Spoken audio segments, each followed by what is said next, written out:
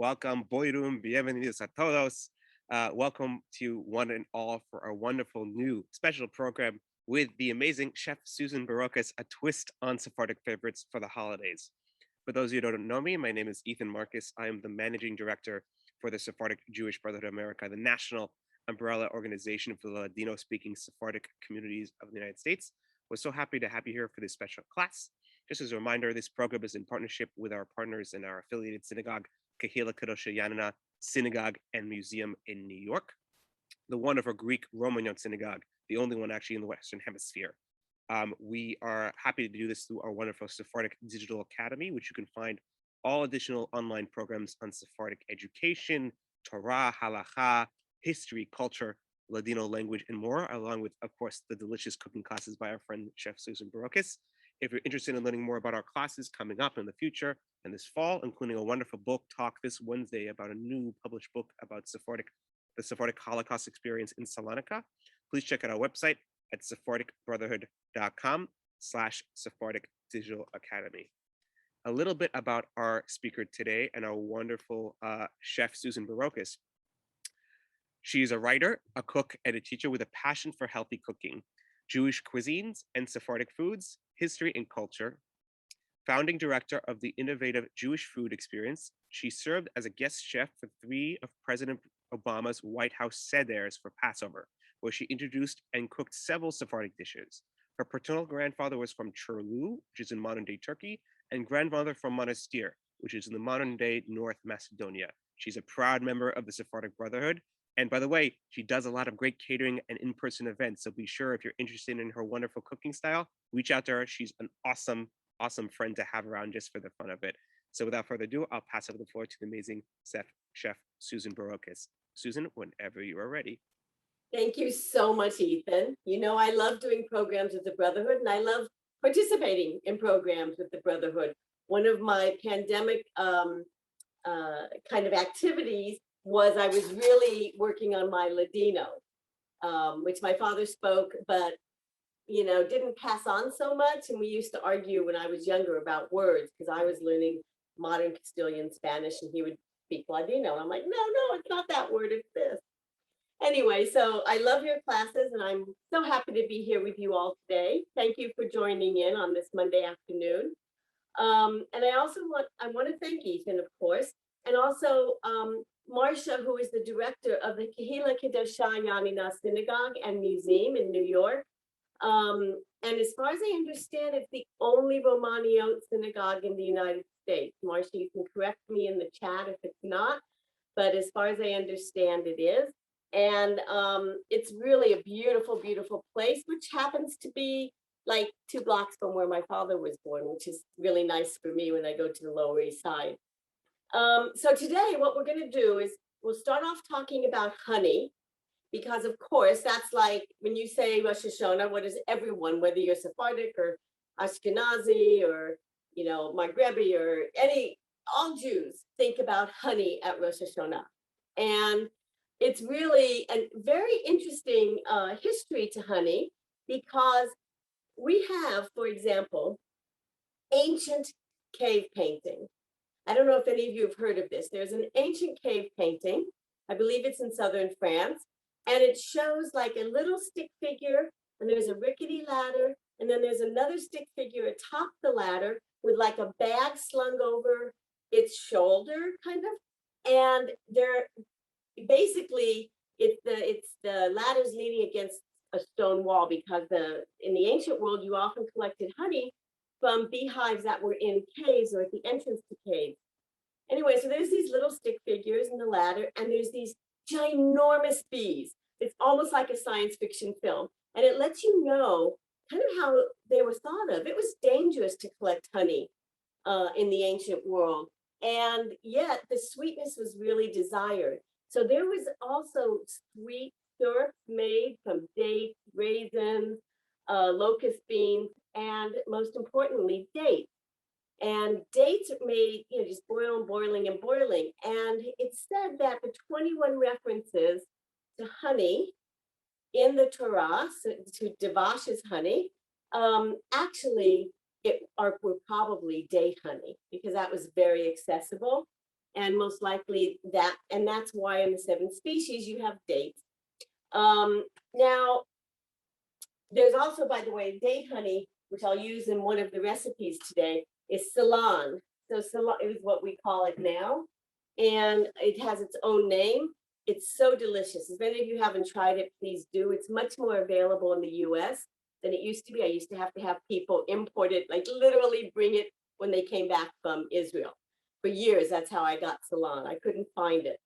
And now it's pretty much available. So, honey was used since the ancient world, and it was used for religious ceremonies, and it was also used for medicinal purposes. Honey can have healing qualities. And you don't want to feed it to anyone who's, I guess, the warning nowadays is under a year, but any young infant, you do not want to feed honey to. It actually can make them quite sick. But once your body builds up kind of immunities and defenses, honey can be quite healthy, even to the point that in 2007, the FDA actually approved a medicinal grade honey to treat skin ulcers and burns and traumatic and surgical wounds. And it helps to decrease pain and inflammation and scarring. This is like going back to what used to happen for thousands of years. That honey was used in this way, or in these ways. And it's really interesting. And I'm so happy to see that in some of the tests, you had creams for certain things of this that are the typical, whatever is usually prescribed. The honey works better in many of the tests. That's why the FDA approved it. We know that's not an easy thing to happen. So I wanted to actually also talk about kashrut and honey for a minute, because it's such an interesting point. So honey, if you think about it, comes from, quote, those winged swarming things that are not kosher to eat. The insects, they're not kosher to eat in Torah. And the rabbis still determined kind of a way around it. And I'm going to read you something from the Chabad website, which explains it. Very interesting. The rabbis determined the honey is the product of flowers. Bees just transformed existing flower nectar. Honey is actually not produced by a bee's body. The busy bees transfer the floral nectar through their mouths only as a temporary storage until the sugar levels reach 80%, and then they store it in the honeycomb. So bees' honey indeed represents a unique kind of kashrut phenomena. That's true. So they must have really wanted honey to be kosher. And it's interesting that among some Jews, they dip, instead of in honey, the challah and apples for Rosh Hashanah, they will dip in sugar. And some people say that one of the reasons is because sometimes there is a question about honey being kosher. But generally it's accepted, and you can certainly get hechshered honey. So also, I wanted to mention about honey and Judaism, obviously describing Israel as the land of milk and honey, but the manna that sustained the Jews or the Israelites for 40 years in the desert was like, and this is a quote, a pastry fried in honey. Interesting description. Although manna could also taste like anything the person consuming it wanted it to, that was one of the descriptions of manna in the Torah. And some of you might know that when a child starts to study Torah in Hebrew school, they're given honey in some form, or, my son got a honey stick when he was in kindergarten as he started studying, so that they associate sweetness with the study of Torah. And of course, we have our greetings at Rosh Hashanah, which for the sweet new year, añada buena, dulce y alegre, a good, sweet, and happy new year. So that's why we're here today. We're here to sweeten our New Year's. And also, these dishes are great for Rosh Hashanah. They're great for Yom Kippur, break the fast, and also for Sukkot. So, and some of them are obviously eaten all year round as well. And there's classics, like we'll make some baklava, some Kadaif right now. But I have some tricks to making it easier for you to make them. So we're going to start with the Kadaif. And Kadaif, or Kadaifi, if you put the I on the end, it's the way that the Greeks do it, because in their language, the I would have been added. So, but around the Mideast, it's usually Kadaif. I say it both ways interchangeably. And this is what it looks like. Let me just open it real quick. It's a shredded phyllo. And I absolutely love it. You can use it for savory dishes also. But let me just show you what it's like. We're going to pull it apart very carefully on this big cookie sheet. Going to kind of try to unfold it. If we can figure out where it's folded. There we go. And, you know, this is very forgiving. So don't feel like, oh, I'm, you know, you have to be exact. It's really forgiving. You can see I'm just pulling it apart. Okay. Now what I'm going to do, let me move this so you can see it better. Okay. So I have this pulled apart. You want to work a little quickly because, like, you know, as with phyllo, it will dry out. So now I'm just going to approximately cut it in half as best I can, eyeballing it. Okay. All right. And now I'm going to take, I have a towel that's damp, just slightly. Now let me see how damp it is. Not bad, but I have a little spray bottle of water here. So we'll just add a little bit to it, not a lot. All right. What we're going to do is take this extra that we're not using yet. We're going to wrap it up. That's going to be the top. So we're making a kadaif that's made in a pan. Normally, kadaifi is made in individual rolls. I shouldn't say normally, most often, I guess, individual rolls. That's a lot of work. You're making food for a bunch of people. Let's, you know, let's have the same taste, the same texture, and really basically just be able to save some time. Okay, so now that I have the half, and that half fits the short way into my 9x13 pan, which I think I made a mistake on the recipe, and it says a 3-quart. This is a 2-quart baking dish, but it's supposed to be a pan, not like a one with high walls. All right, I'm just very kind of gently, but you don't have to worry so much, just kind of poking things down, getting it really even. Because this is the bottom, so we do want to make sure that everything's covered fairly evenly. Okay, that looks good. Now, of course, what do we always do? Except you'll see with my baklava bites, we don't. But with this, we're buttering, just spreading some butter. And this is, we're going to, basically what you do is you kind of dab, because otherwise you'll just be pulling it apart. I don't know if any of you can see, there's my cat has joined us. And I have to tell you what her name is, because it's Honey Cat. So she fits right in with this class, and that must be why she's joining us. Okay. And so what we're doing is just trying to use about half the butter. And this is 2 sticks, so it's a lot. This is one of those very buttery, delicious treats. And you have to sometimes just say, you know what? I don't eat this every day.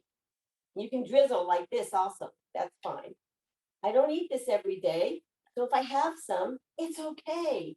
And do it, enjoy it. Don't feel guilty. Just really savor it and enjoy it. All right. So here I have my mixture. Okay. This is the Kadaifi mixture of, let's see, what is in this? Nuts. It's got, I have to even, because I did so many. Oh, right. It has the walnuts, raw walnuts, and raw almonds that were peeled. And I'll tell you a trick. You can buy the slivers of raw almonds that are peeled from Trader Joe's. And so that's just another little trick because sometimes there are times when or you can buy peeled almonds sometimes. They tend to be very expensive, whereas the slivers aren't. And all I do when I'm in a rush, sometimes let me back up. Sometimes if I really am wanting kind of to meditate almost as I cook, which I often do, I like the mindfulness of chopping and the repetitive nature, I will cut my nuts by hand. But if I'm busy, I use the food processor, but you don't just turn it on, you only do it on pulse, because otherwise you're going to end up with, some sort of nut butter. Okay, so this is the topping. It has some cinnamon, has some sugar, and what I'm doing though, when you'll see at the end, is I am not putting it all the way to the edge. I'm leaving a little border. All right. And this is a lot of nut filling, but it gets into the creases and folds of this wonderful shredded phyllo. You find Kadaif in the freezer.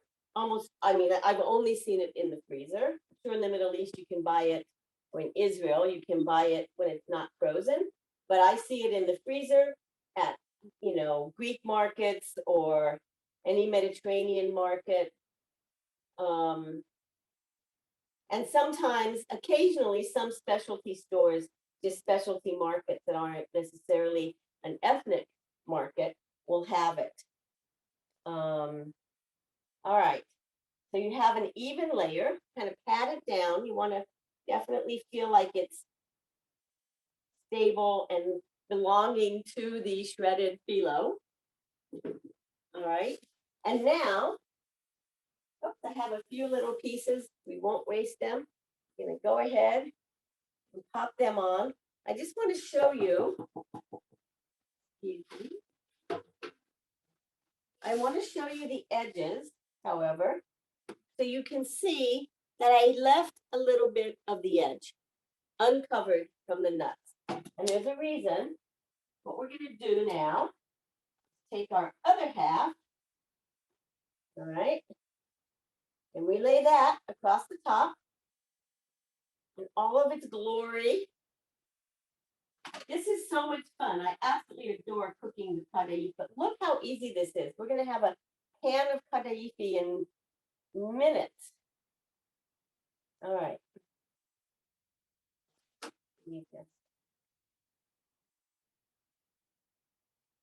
All right. So we're just gently kind of pulling and spreading. We want it to be pretty even on the top as well as the bottom. Once we get it like that, it's pretty even. What we're going to do is kind of take the top edge and just kind of tuck it under a little bit. And so that's part of why we left that edge exposed. You're just tucking these ends in, because otherwise you'll have a lot of burned pieces. Make sure it's pretty even. You find that you feel like it's not, just spread. All right, now of course we butter again, because that's like just what we have to do. All right.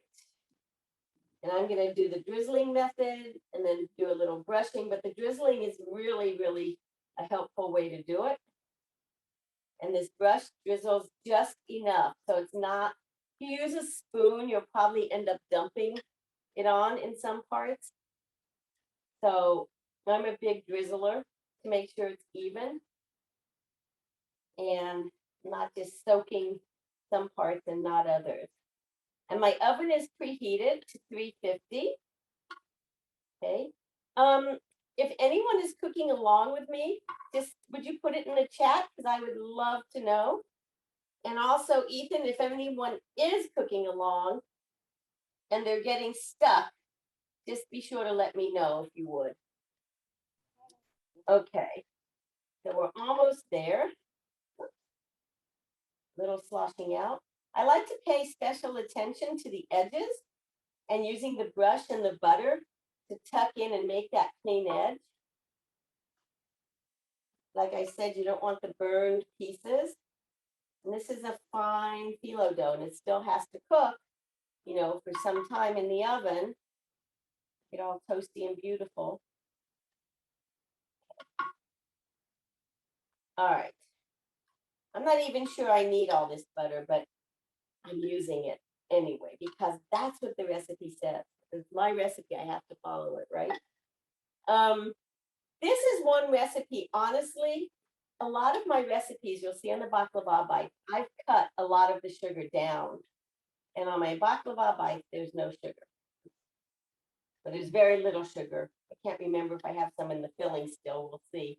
But very, very little. And as you know, these desserts have a ton of sugar usually.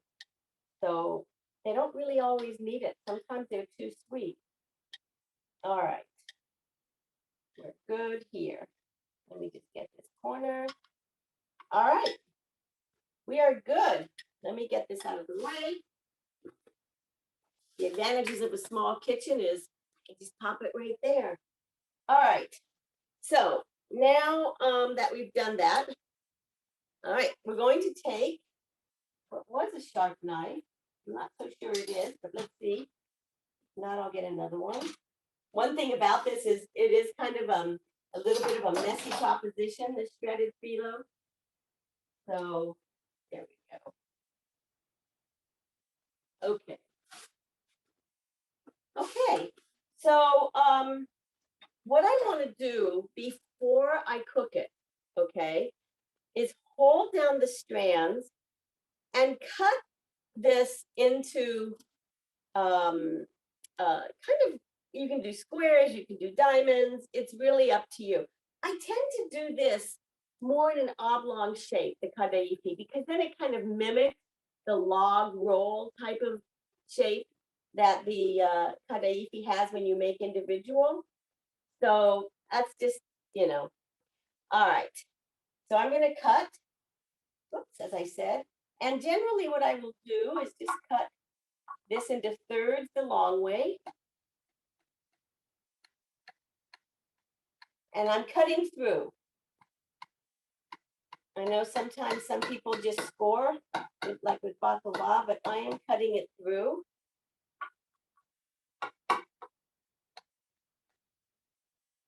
All right.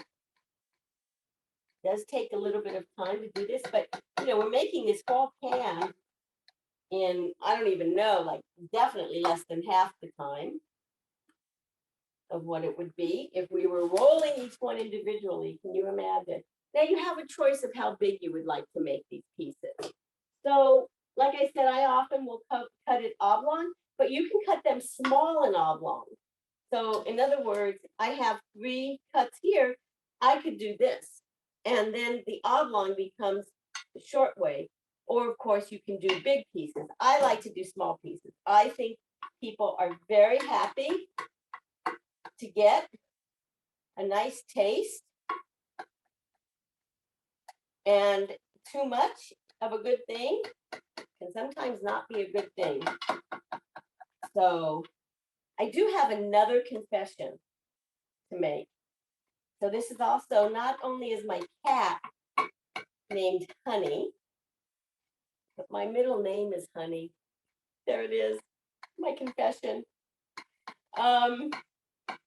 My father wanted to name me Miel, which is of course Honey. But in the 1950s, my mother thought, not a great idea. So I ended up being Susan Honey. And yes, I do love honey. All right. Here we go. We're cut and ready for the oven. So what we're going to do, we have 1, 2, 3, 4, 1, 2, 3, 4, 16 pieces. Great. So we're going to pop it in the oven. Okay. And set the timer for, how long is it cooking? 30 or 35. When you see a recipe that says cook for, and it gives you a range, do not use anything over the bottom of that range for your timer, even a few minutes less. You never know how your oven's going to act with whatever it is you're baking. So I know my oven in this case. So I am going to do about 33 minutes. Okay, that's done. Now, we're going to move on to baklava bites. And I just love these. See these phyllo cups that these are in? Oh my goodness. This changes your world when it comes to making baklava. I love making baklava. Don't get me wrong. I made baklava for 200 for my sister's bat mitzvah years ago. It was an all-night project because I came home the day before her bat mitzvah from college. So I do. I'm devoted. I love baklava. But if I can make these bites, which honestly take almost no time and have a terrific taste. And the other thing I love is going back to what I was saying about how much you want to eat. One of these is like 2 bites. Some people eat one, it can be 1 or 2.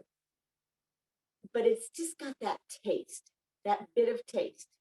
And the other thing that's wonderful about these is they are pareve. Some people make baklava with oil. These have no butter and they have no oil. And it works. They're held together with the syrup. All right. Now I'll get into the syrups in a minute. I have the syrups cooked. We'll talk about them because they have to cool. The rule about syrup when it comes to phyllo and any kind of phyllo pastry, shredded or not, is that you either have hot pastry, cool syrup, or cool pastry, hot syrup. Okay, that's just the way it works to have everything soak in properly. So, all right. So I have already made the mixture for the baklava bite, which I love doing walnuts and pistachios. So that's what this is. And it has like a little cinnamon. I love the taste of cloves. So it has a little bit of cloves. You don't want it to be overwhelming. And I also add cardamom to mine. It just makes it, it's a really, even just this mixture smells great. And honestly, it's what I was saying. There's no sugar in my filling. I know usually baklava fillings have a ton of sugar. We're pouring a syrup over it that is almost pure honey. So we don't need to have the extra sugar. It's really lovely. And the fact that it's also no butter, so it's less calories, and it's carb. Now I just want to show you about filling these because it's so easy. My favorite way to do it, find room to work. My favorite way to do it is just to grab a shell and then have a teaspoon and kind of fill it. I always like to have, you know how when you chop nuts in the blender or in the food processor, you get some of them finely powdered, and that's fine. It works great in these. But I always like to have some of the like pieces, make sure that there's some of those also showing on top. So we're just going to finish real quickly filling these. It's the easiest thing. And like I said, I made these I have made 400 of these in not that long for dessert receptions. And they're also so easy to serve and eat. You know, a lot of times you get baklava and it's just a mess to try to eat it. You have to cut it and all the filling comes out. And I'm one of those people, if I'm making baklava with phyllo and making it in the pan, I don't like just a top and a bottom and nuts in the middle. I'm one of those people, I love multi-layered phyllo for my baklava. So, all right, I have a little bit left over, but you want to make sure you have enough. So I'm just going in and filling a couple more that are not quite as full. And that, you can do that. You can save, if you have it left over and you're really done, you can actually save your nut filling in the refrigerator and use it for something else, or use it the next time you do this. It'll last in your refrigerator for quite a while. All right. Now, these are going to go in the oven That's it. That's how, you know, these are all 30 baklava bites, which is fabulous. So they come in a box, and there's a couple different brands. You can buy them at specialty stores, Middle Eastern markets, on Amazon. They are not refrigerated, so it's great. You can just keep them in the cupboard till you're ready to use them. And of course, they're hechshered, so that's good too. So we're going to bake this only 10 to 12 minutes, and it's also at 350. I did think about that. All right. Ethan, would you tell me when 10 minutes is up, please? That would be stupendous. Absolutely. And let me know if you want me to also field some questions. You have some questions before I go on? Yeah, sure. Okay. Is a couple questions over here. Is the flavor very compromised if we use dairy-free margarine? If so, we'll arrange a dairy meal around this. A dairy-free margarine for what? For, I believe it's for the baklava. But the baklava has no dairy, has no oil, has no butter. If you're talking about the Kadaif, if you have a really good dairy-free, it will work. But you have to like the taste of the dairy-free that you have, because they do vary in taste. That help? Another question about the kanafi, the kataifi. Do you let the dough warm up outside the refrigerator? Oh, yes. The instructions on the package tell you overnight in the refrigerator, or I actually had some trouble finding it, so I ended up being able to find it today, this morning, and I just left it out for 5 hours or whatever it was in the plastic, as you saw, and it was defrosted. So. And one other question, where you can find rose water for people who are interested. Also, Middle Eastern markets, and there's Persian markets, like here in DC. There's Yekta that has rose water up on Rockville Pike. If you're in DC, I think Shamali's in Foxhall Square has it, and a lot of places. My friend in Newton, Mass, or not Newton. I just forgot where she lives. Anyway, it's not Newton anymore, but she lives outside Boston. And there's this wonderful, I think it's Armenian grocery, and they have it. So any of these kind of little specialty shops that were the Balkans, the Middle East, they'll have it. And then one last question over here. Where would you be able to find the pastry cups? Oh, so those are the ones that you can find at any kind of Middle Eastern market. Actually, there's a few specialty markets here, kind of fancy stores, and they have them. And also, you can order them online if you want, from Amazon and from other vendors. So they're really easy. And as I said, they're not refrigerated. So it's a very easy item to get shipped to you. And by the way, I was worried when I was ordering them online in the past. Oh, they're going to come crunched. They're going to come, a mess. The way they're packaged is perfect. And it doesn't have excessive packaging, but they have never come crunched. Let's hope they never do now that I said that. So don't be afraid to order them online. Okay? That's all the questions for now, so you can jump forward. Wonderful.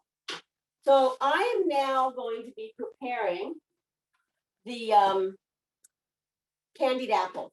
So this is something that I find is kind of uniquely Sephardic for Rosh Hashanah, to cook these apples until they're like candied, 20 minutes, 25, depending on the apple, but hold their shape. This is so delicious. And what I have in the pot here, okay, right here, I've already been preparing the sauce for it. And basically, it's pretty thick when it's cooled, which is what's good, because that's going to thicken when the apples cool and create that candy texture. So this is half cup of honey, half cup of sugar. So it's both. And it has, it's supposed to have, and will have, some cinnamon stick. Don't worry, the apples still have to cook. So it says 2 short or 1 long. I'm going to do 2 skinny. I happen to love the flavor, so I'm going to do 2 skinny cinnamon sticks, really to your taste. You know, all the recipes, those of you who've taken a class with me before, you know how I'm like, make it your own. Do what you like. If you don't like cloves, don't put them in. You know, it's okay.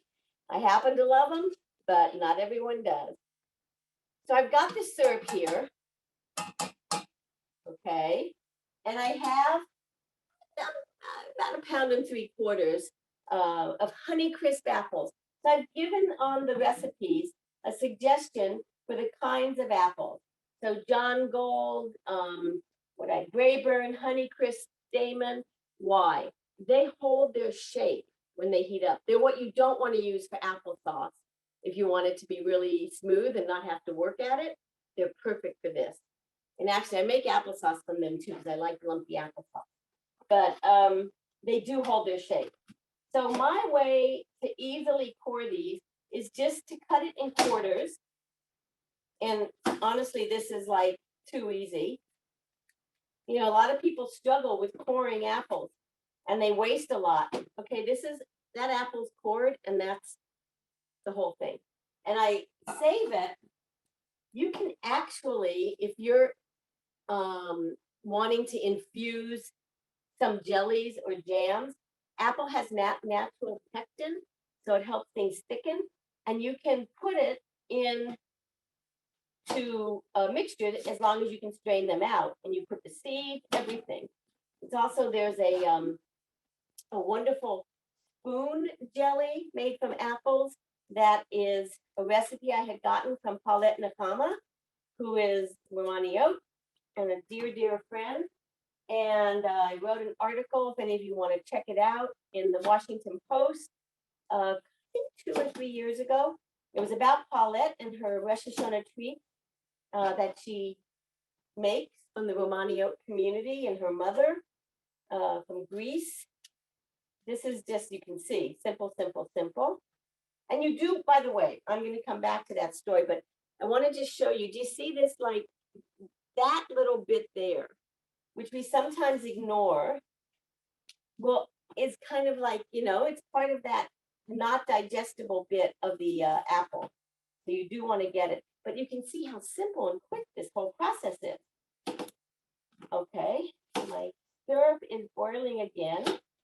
Now it's very thick. It will thin out some with the apples because of all the moisture. And by the way, I have my lemon. I have fresh lemon juice in here in this bowl with these apples. One of the things about an apple like Honeycrisp is it also doesn't brown so quickly, which is really lovely when you're working with apples in your kitchen. All right, and Honeycrisp happens to be one I love, and John Gold's. They just have they're crispy and flavorful. If you have an orchard near you, go apple picking this week. That's one of my pre-Rosh Hashanah activities every year. So I'll be going this week. And you can get the best apples. And you're just putting all those apples right into our sugar syrup. Okay, and you're going to stir it around. Okay. We're going to let it all, and you know, the slices are, I think you saw I cut, these were big apples. I think I only used 3 because they were each almost 1/2 pound or more each. So I had a little bit over 1.5 pounds, and I believe it was like 3 apples. I could have strained out the cinnamon stick and the cloves before, but I like to cook them in here. And when I go to serve it, I'll strain them out. Okay. So now I'm going to turn the heat down to medium. Okay. And we're going to let this cook. Let me just make sure. Yeah, and we'll stir it a few times. Now, we want to keep looking at it. And I don't tend to cover it, but I do like to stir it fairly often so that the top the apples on top go to the bottom, that whole thing. So we will be coming back to it. Any questions about this recipe? No? Okay. I'm gonna move So on. far, so good. What? So far, so good. Oh, good. So I'm gonna do the stuffed dates. I love doing these. And confess that they're a year-round food for dish. I'll just get everything lined up. Okay. And this one, I'm using Ceylon. I want to talk a little bit about Ceylon. It has this, that's the date syrup. And it has a very kind of dark, earthy quality. It's not quite as sweet as honey. And you could actually use it to make you can substitute any of these sauces that have honey. You can use all or part Ceylon for a different taste. Also drizzle Ceylon on some nice tahini paste, on some toast or bagel. It's just a lovely, it's really wonderful. You can put it into salad dressings. It just has this wonderful, a different taste than the honey, but quite yummy. So this is starting to thicken up because it's the bottom of the, oh dear. All right, definitely thickening up. I want to be able to drizzle. Yum. It lasts forever in your cupboard. The only thing you have to worry about both with honey and Ceylon or any of these sweet syrups is over time they might crystallize. But you can just like set them in warm water, set the jar in warm water. Some people microwave for 10, 15 seconds. I don't actually own a microwave, so I just put it in warm water and it'll get rid of your crystallization.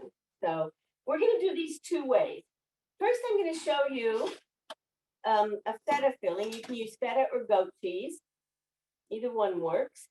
And what I did was I just took the feta, crumbled it up, and I'm mashing it. And it's mostly all mashed. It's not going to be smooth. If you want it really smooth, the goat cheese will get smoother. Or you can work at this a while. But I'm fine with it having a few little lumps. So, and now let me show you, some of you might know this, but some might not. A little trick. How are we going to get this cheese into that? Okay. So we're going to create a pastry bath out of just a wonderful little plastic bag. And so I'm just going to, I set it into a glass so that it holds the bag. And I pulled it down because, and I made sure that the bag isn't crumpled in the glass, because then you'll just end up with the goat cheese or the feta, the cheese filling, being too high up, and you'll lose some of it in the bag. Okay, and this is just, you can add a little milk to it or cream, make it, thick or thin. I usually make it a little thicker than this. It seems to have thinned out more than my usual, but okay. All right, let me get this over here. All right. So it's like the easiest thing. See, because we had it in the glass, it's all in this one corner. So what we're going to do is take and seal the bag. Make sure you're sealed. Okay, and then you just cut off the little corner. Okay, so I start off fairly small so that it will go into the date, hopefully not be too big. I might need to make it a little bigger because there are some lumps, as I had mentioned. And then all you do, this is like the easiest, it's kind of fun, is you just squeeze it in. That's it, as much as you want. Okay. All right. Oops. One's fallen over. So we're going to do another. Now, let's talk about the dates also. So these are pitted dates, and I have actually, I want to show you the container. Really, I don't work for Trader Joe's, but I find if you can share good finds and tricks, why not? So these are the dates I use. These are Medjool Dates. They're organic, they're hextured, and they're from Trader Joe's. They're reasonably priced. After, as I talk, flip over the apples. The top becomes the bottom the top. Okay. And these are already pitted. If, let's say, I got some and they were not pitted, let me just show you how easy it is. If you have dates that aren't pitted, where's my little knife? Okay, here it is. So what you would do is you would just cut with like a pointed, like little paring knife, a slit. And you don't want to go around the corners, like around the ends on this, but just across the top. And then you kind of pull it apart. This is already done. So, and you pop out the pit and there you have it. It doesn't take a long time. So don't worry if you can't find pitted dates. You can still make this or use dates in other wonderful dishes. Okay, and a lot of these foods, dates are part of the whole symbolic foods, the simanim that we eat at Rosh Hashanah. All right, so here's a few filled. All right, I'm gonna do one more. Oh boy, it's gonna make me good for dinner tonight. Although I've already told a neighbor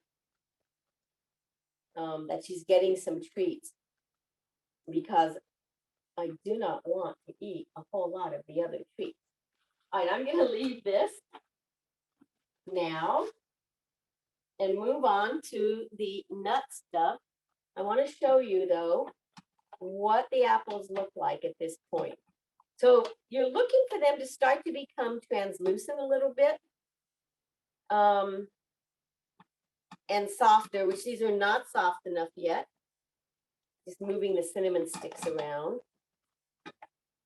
Although there's one that seems to have been stuck on the bottom, and it is. I want to show you this. So I don't know, I hope you can see that well enough. It's got a little bit of translucence starting, and sometimes the skins will peel back a bit, but that's kind of what you're going for. And there's a few starting to do that. I also want to show you the pot, because remember how we had, that very thick, well, now the syrup is not so thick because of the moisture in the apples, but with no lid on, it's helping also pull some of that moisture out. You do not want this to be just drippy. This apples, oh my gosh. I love serving them, and they're actually very requested. I serve regular apples and honey too, but these have become requested at my Rosh Hashanah table. And try dipping challah into that honey syrup from the apples. So you have like an apple honey, oh, deliciousness. All right, so now let's do the other, which is nut stuff. You can do these with walnuts, you can do them with almonds. I use whole raw nuts is what I prefer. You could roast them if you want. This is just a whole walnut. And this is like the simplest thing, right? You pop it in. It has a little bit of an opening. You're done. I mean, it's just so easy. Now, I sometimes with almonds, I will do two, because if you look, this is kind of it isn't filling it up very well. So I'll just kind of angle two in there so it looks more like that. And I like to squeeze it so that it just shows these open a little bit, but not totally. By the way, I serve these at Purim very often because you have that sense of partly closed, partly hidden. So it's kind of like one of those, it works for Purim too. All right. So I'm just going to do a couple of these, and then I want to show you how we decorate them. Now, I normally use pomegranate seeds, but this year, with Rosh Hashanah truly being early, I know we're always saying it's too early, it's too late, but it's really early. There are pomegranate season. There are no pomegranates I could find in 3 different stores, so I gave up and just wrote, if you want, pomegranates work great to decorate.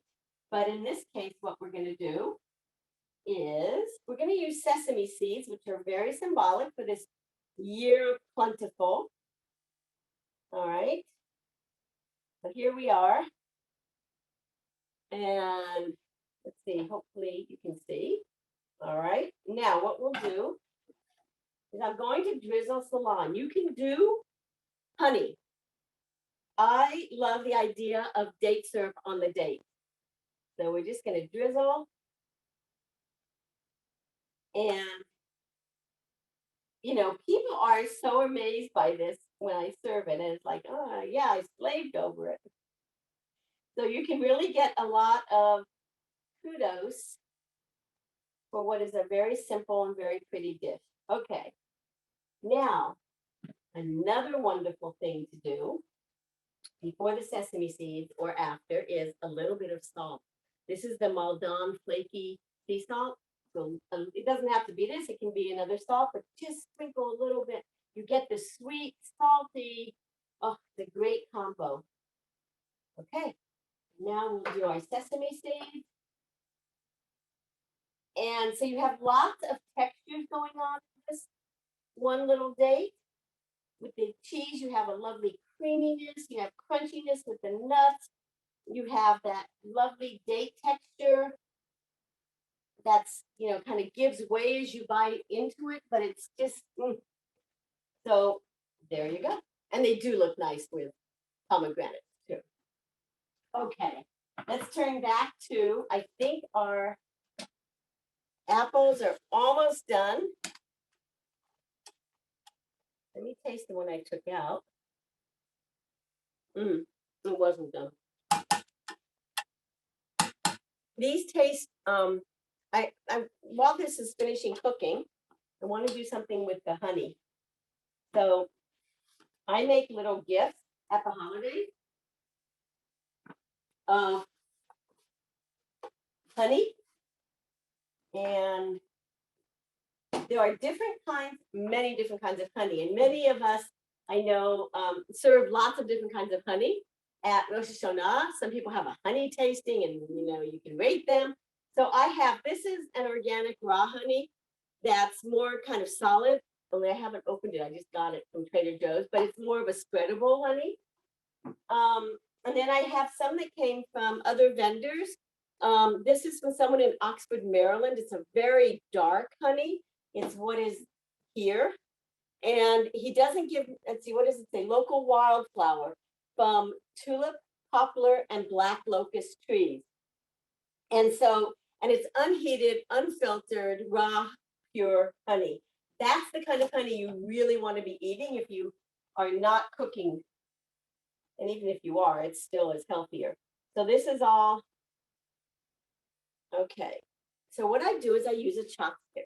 This happens to be some peeled almonds. And I also put in there, I don't know if you can see it, there's some lavender, some edible lavender. So it needs about 5-6 days to infuse. Here's the trick though. If you do make this, if you make these jars, you need to dry your herbs. So I'm going to, for instance, my lavender is dry. I'm going to make one now. Sorry, I still have to keep stirring these. They cook evenly. I'm going to make one now. I picked a bunch of stuff last week from my garden and just let them dry naturally. You can also dry them in a very, very low oven. You can dry them in the microwave. I just let them sit. I have sage, thyme. These are fennel, the flowers from fennel, which are lovely both in pickling and in infusing in the honey. And this is mint, all dry, because when you dry them, there's no moisture, no water, which is how the bacteria can grow. if you want to infuse your honey with garlic, or you want to make what's really popular now, the chili honey. These are some dried Calabrian chilies. What I would do is cook them. Okay. So how are we on the 10 minutes? It seems, by the way. Yeah, it looks like we hit the 10 minutes, and we're close to 5, just to let you know. Okay. Actually, I need a couple more minutes. All right.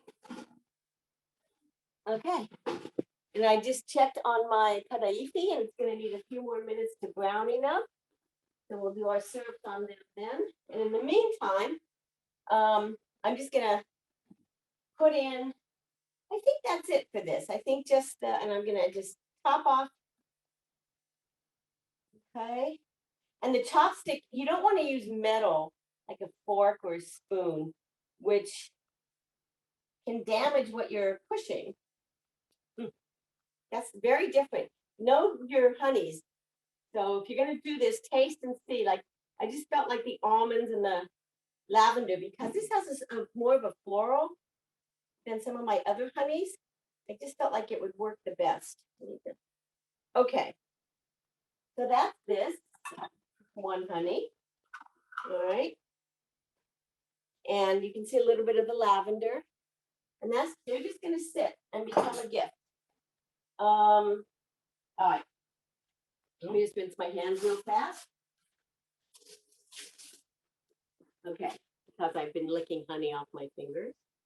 All right. So this is a wonderful honey I just got. It's from Licking Creek Bend Farm. My friends Esther Siegel and Mike are just do this most incredible farm out in where is it? Needmore, Pennsylvania. And it's been going since 1972. It was originally set up like a kibbutz kind of model, but now Mike and Esther run it for many years. It has an orchard, they do farmers markets, got great produce, it's all sustainable. And I didn't know it, but they do honey. So when I went to the farmers market this weekend, and Esther said, "Oh, have you tried our honey?" I said, "Why, no, I haven't, but Rosh Hashanah's coming. I'm going to try some. So let me do it. I'm going to do a taste test right in front of you, because you can even just look at the difference in color. I mean, serious difference in color, right? Which is really fun when you're playing with honeys. All right, let's see what this is. Oh, yum.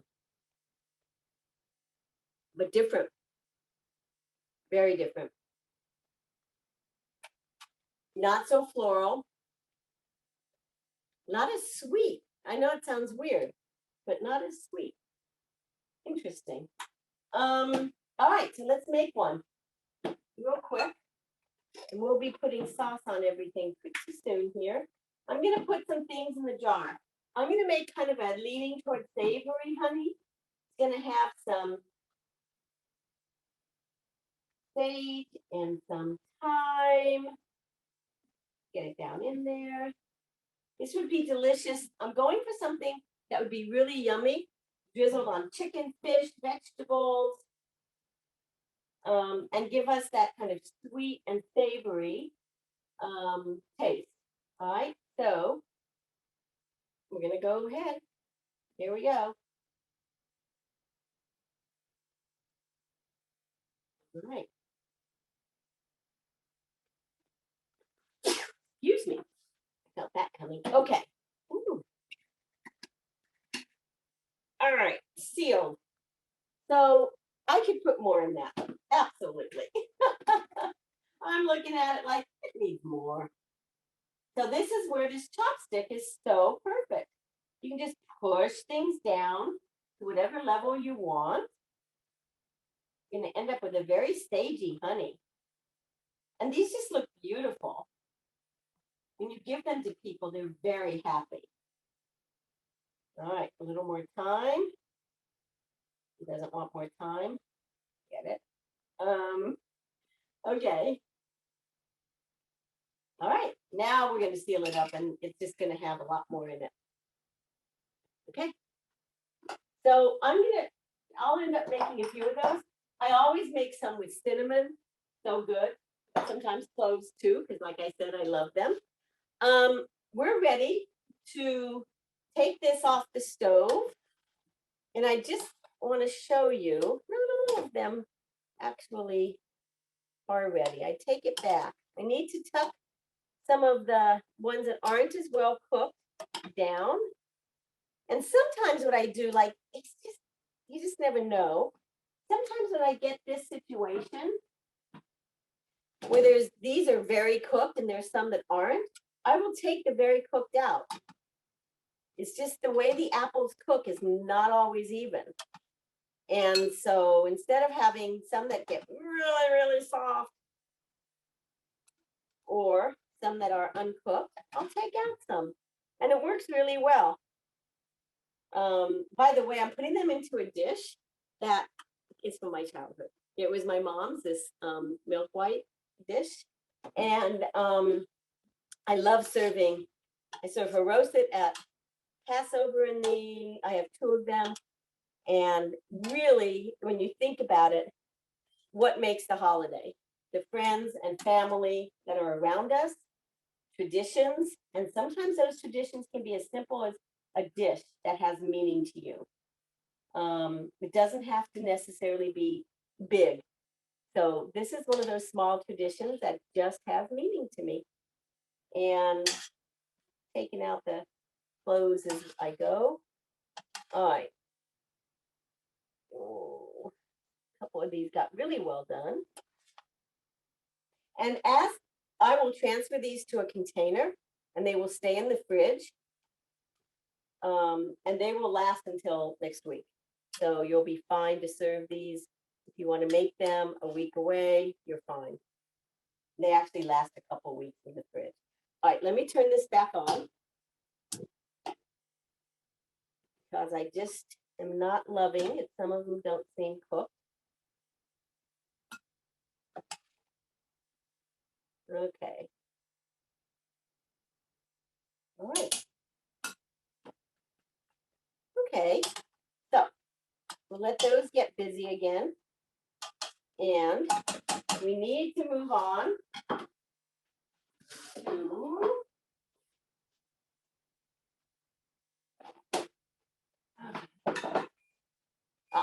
perfect timing. There we go. That's my timer. All right, that's for the baklava. Okay, so they have gotten a little bit brown, and the nuts have gotten a little brown, as you can see. And what we're going to do, you know what? I'm going to move them here. Okay. So I have my labeled, there's so many syrups on my stove. All right. And before I go too far, let me just check on the Kadaif. Yeah, it's not quite done. So perfect timing. We can do our baklava bites and then come back for Kadaif. Now there's different utensils you can use. I'll pull out a couple. You can use like a little ladle. And remember, this is the cooled syrup. Oh yeah. Okay, so that's cooled to room temperature. And we're putting it right on quickly. Let me move this out of the way. Can you hear that sizzle? Let me move this so you can hear the sizzle because it's so much fun. Okay. Here we go. And you don't want to be overly ambitious because you're going to come back and hit them again. Just get some into them.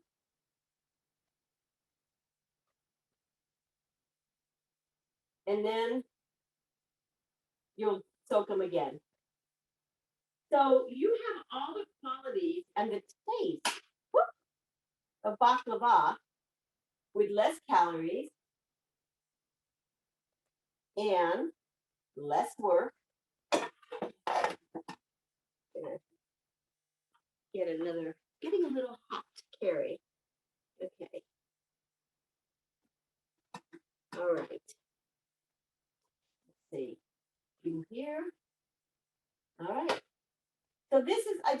want to show you also, I'm being a little messy because I'm working quickly, but the difference, like you can tell what has syrup and what doesn't. They get a little darker when you add the syrup. These do not have syrup. So you'll just do this and then go right back and start again. And I almost always have syrup left over from this. I guess I could change the recipe, but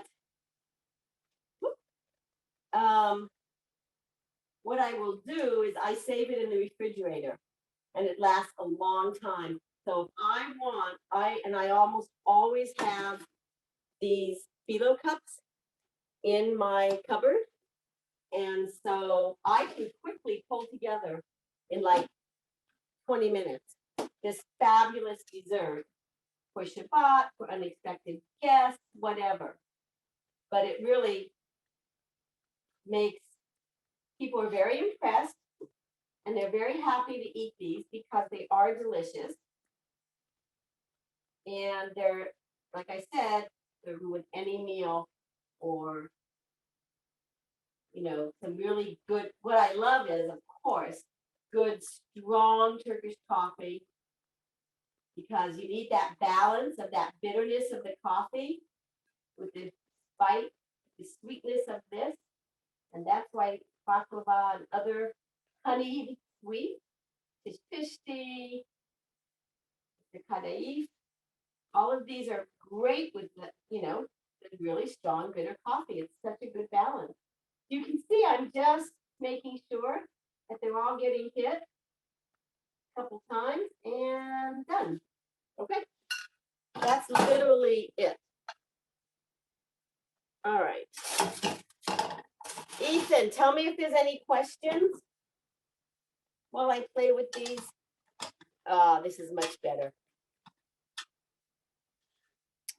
It looks like we're pretty much covered. Just one question about sending out the recipes that we did send out via email, and then after the class, we will also be sending out the recipes again as well.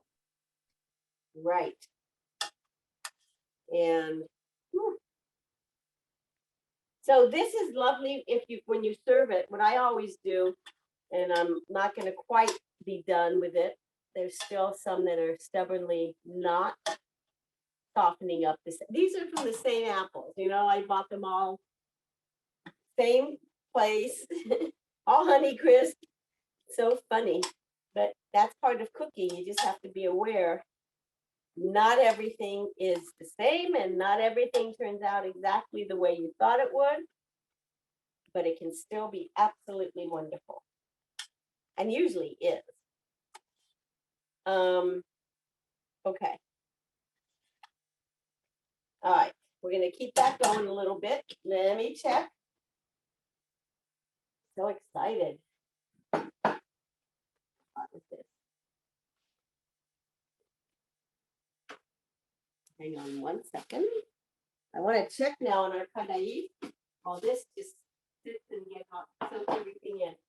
Now, on the recipes, I say about the baklava bites that you should freeze them without the syrup on them, either baked or unbaked. Yeah, that's true.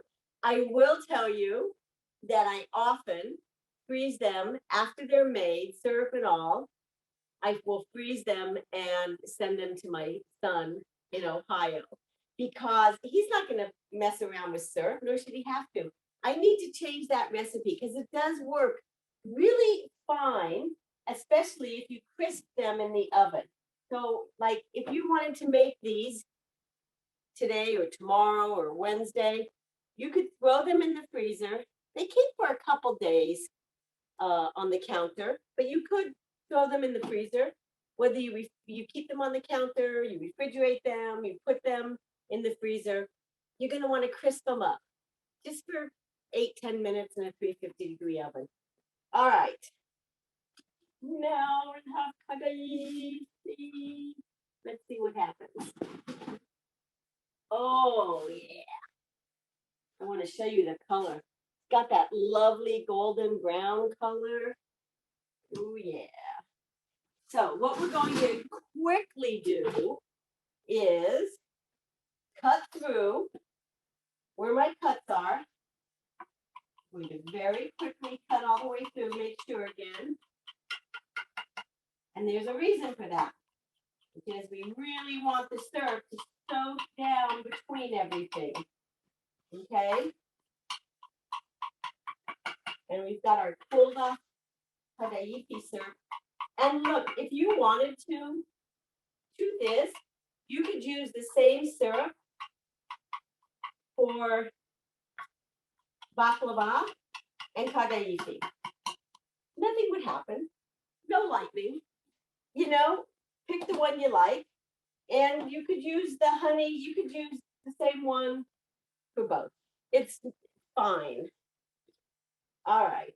And this is a syrup that has, you know, a few cloves in it. I'm gonna try.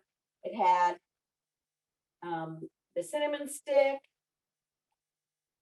and it also had some lemon peel. So instead of having lemon juice, which I did for the baklava, I added a few strips of lemon peel. They both work, slightly different. But, you know, they're both absolutely delicious. All right, that's got everything out. You know what? I am going to do just a quick little taste. It's good. It is a little different from the baklava because of lemon peel. The baklava, you use lemon juice. And like you can use rose water if you like, or orange blossom. But in this case, so I tend to always go like all across all the lines first. I do not know why. I just do it. Okay. And then I go back and do every piece. Okay. And this is sizzling a little bit, of course, as it's hitting the dish. Oh, yum. These have to sit. The bites, the Kadaif, they need to sit. They need to soak in. You know, it's great if they sit a day even. Make them in the morning and serve them in the evening. But again, if you're going to keep them overnight, you might want to crisp them up. So part of it is the crunchiness of the phyllo is so lovely. All right. And I want to just, I'm going to pull one of these out so you can see what it looks like. And then we're going to call it a class. We are probably a little over. So those of you who've been able to stick with me, thank you. I really appreciate it. All right. And it looks like there's too much syrup. I don't know if any of you have made tishti. Same thing happens. It looks like there's way too much syrup sitting in the pan. There won't be in a few hours. All right. So here's the tishti all dressed, glistening, and sliding around the pan. Let me just, so that you can see, let me just pull out a piece. All right. I thought I cut it all the way through. So it's going to be a little weird. It's not, doesn't have it all soaked in. Now, I can't pull out a piece because the syrup needs to hold it together. Not going to work for me to show you. Sorry, you can imagine it. You can guess. You'll see it on my Instagram later. If you don't follow me, follow me. See the bottom? The whole thing is encrusted in this beautiful dough, in the shredded phyllo. Just love that. Okay. I think we're done. If there's any questions or anybody has anything they want to chat about, let me know. Excuse me. Ethan, are there questions that you know of? No questions. Everybody's just wishing sweet and delicious New Year to everybody. On the other one, Dulce. Everybody's loving the recipes. And again, we'll send out the recipes after the class as well and post the video on YouTube, and it's already on our Facebook page in a few moments. Wonderful. Thank you all so much for coming. It really, I wish everybody a very sweet, good year. And we should only have sweetness in our lives. And yeah, That's it. A good holiday, good meaningful holiday. I always refer to Rosh Hashanah as the New Year of the heart and spirit. So there we go. All right. Thank you so much, Susan. We love you. Añada buena y dulce para todos, to everybody. And we hope only for a good year, better than the last. Amen, amen. Amen, amen. Oh, and Thank you. Ethan, please send me the chat. I will. Thank you all so much. Thank you all.